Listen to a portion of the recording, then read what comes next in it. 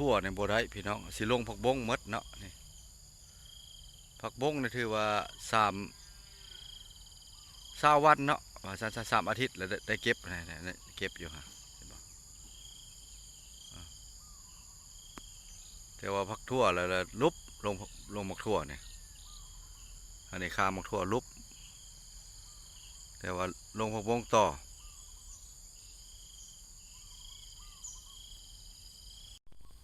นี่น่านผักบงก็เลย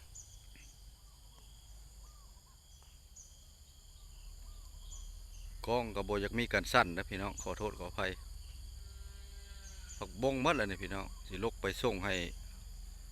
ตลาดแล้วเขาจากได้อันนี้ยาวบ่ทันอันนี้นี่ได้อันนี้ได้ดำทิศหนึ่งได้นี่พี่น้องทิศหนึ่งนี่ทิศที่2อยู่แล้วนี่ตัวน่านในแถวนี่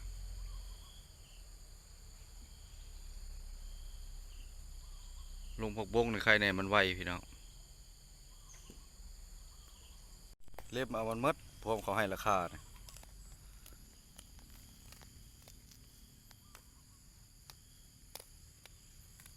น้อยก็เห็นไหมจนมันราคามันลง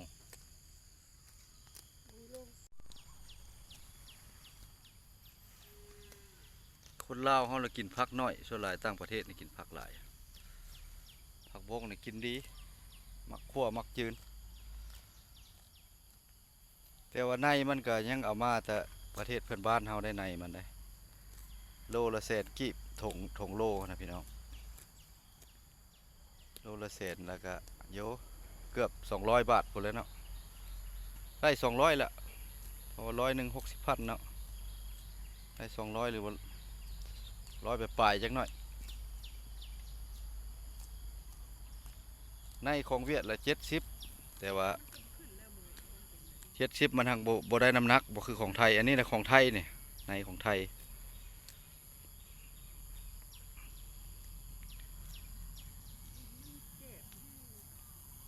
บริเวณสวนกระซ้ำนี่แหละพี่น้องกว้างเติบอยู่แดดสู้แสงแดดได้บกกองนั่นก็ได้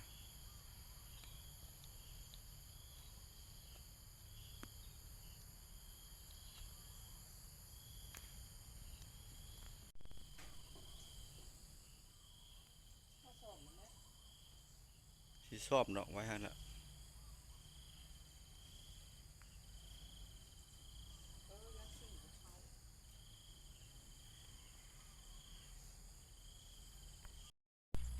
อันนี้นานหอมป้อมพี่น้องหอมป้อมกับผักบัวนานชุบน้อยนี่ตัวนี้ว่าปลูกวันฝนตกลิ้นหลายแล้วเขาได้มุงเด้มุงแล้วปลูกนี่ส่วนบริเวณส่วนกระซ้ำนี่แหละสีส้มพักซอยข้าเจ้าก่อนบ่ได้ออกไปทางใดมื้อนี้ก็ได้ถ้าว่าบ่ถ่ายให้เบิ่งบ่อัปเดตให้เบิ่งว่าบ่มีคลิปลงพี่น้องวันนี้จะเอาแบบนี้แหละแบบเวียกเจ้าของนี่แหละให้ได้ซะซาได้ไปนำทีมงานนำหมู่นำคู่เนาะ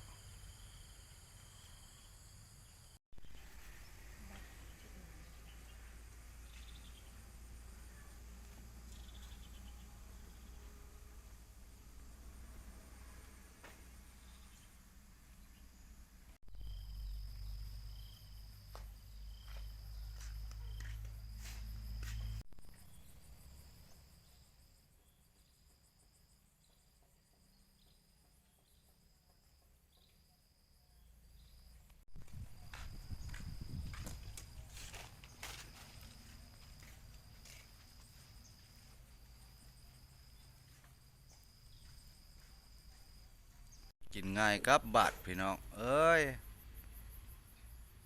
เพิ่นสิเฮ็ดแนวกินเนาะบาดนี้เนาะ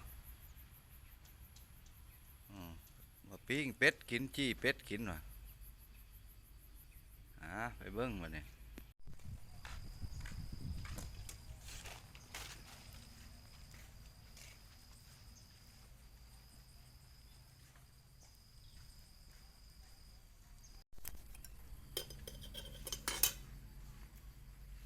ใส่บ่ได้ก็ได้สบายดีหมดสุขุสุคนพี่น้องป้องปลาย FC ใหม่หรือว่าผู้ติดตามเก่าติดตามใหม่เบาแปลงออกมาสวน สิได้ลงพักพี่น้องในซุปนี้ลงเลยนี่เอามาสวด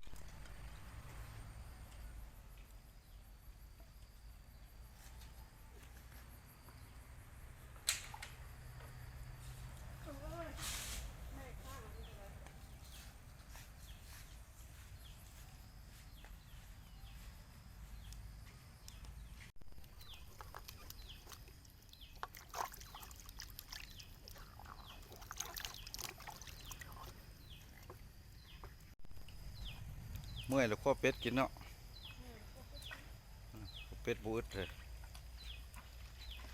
บูดได้แนวกิน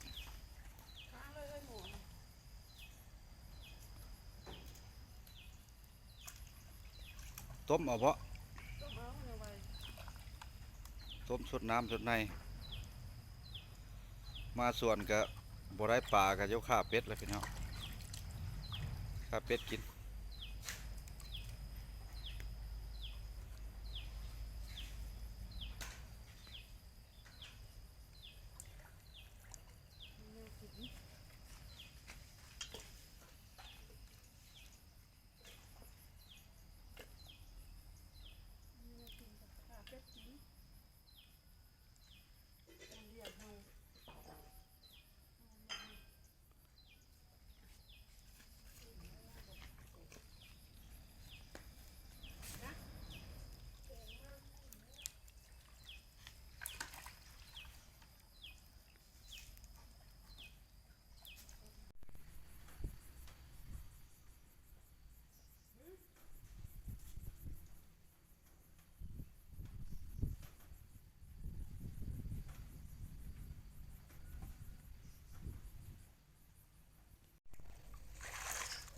ซื้อบัตรมาให้แน่เด้อ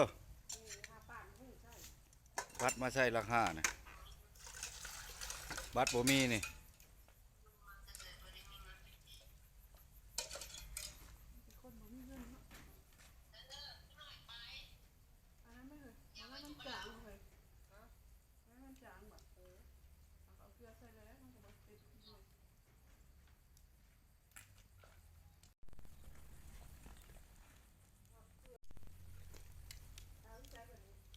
แซ่บบ่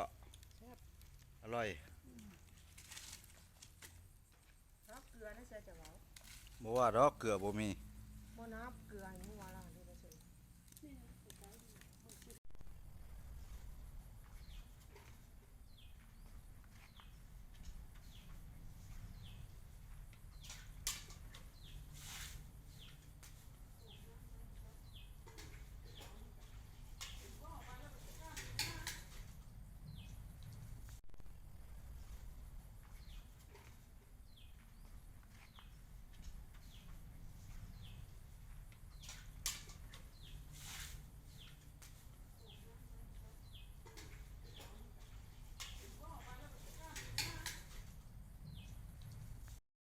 กินข้าวง่ายน้ำกันพี่น้อง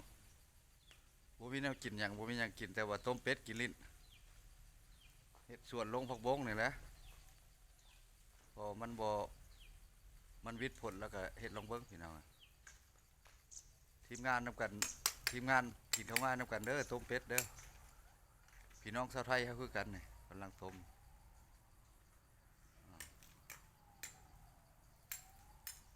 สู้ๆเนาะ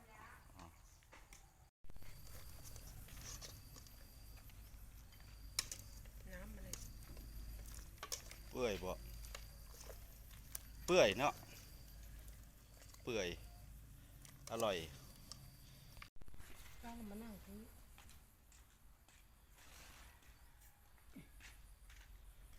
กินข้าวน้ำกันได้พี่น้องต้มเป็ดข้าวง่ายโด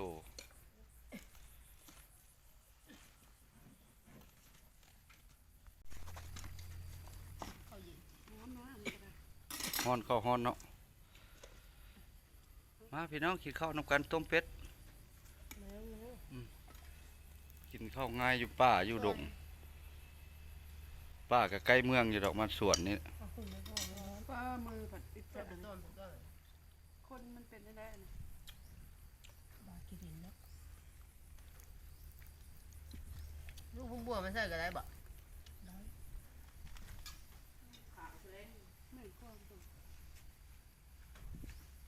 ลกตัวใดก็ลกมัน กินข้าวกินน้ำแล้วไปซีดเบ็ดพี่น้องบัดนี้ไปเบิ่งซีดเบ็ดว่าปลาสิกินเบ็ดบ่มันแดดร้อนนี่เพิ่นสิไปซีดเบ็ดไปเบิ่งน้ำกันพี่น้องว่าซีดเบ็ดนี่สิได้บ่นี่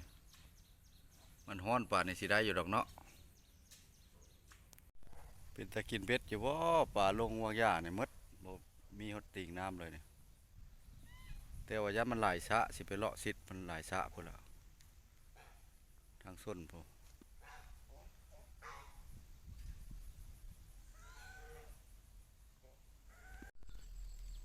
ไปไก่เต็กผู้ซีดเบ็ดก็ได้โอ้ยมันลงสะนี่หมดนี่สะใหญ่นี่ปลานี่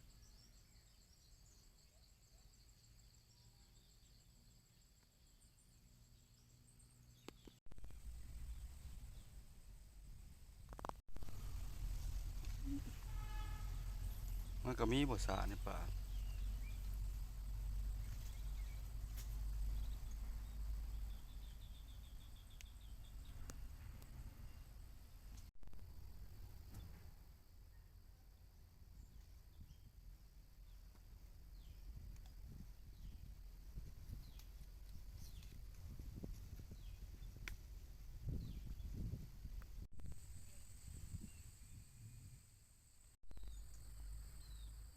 มันลอยมาฮอดพี่ก็โพดแล้ว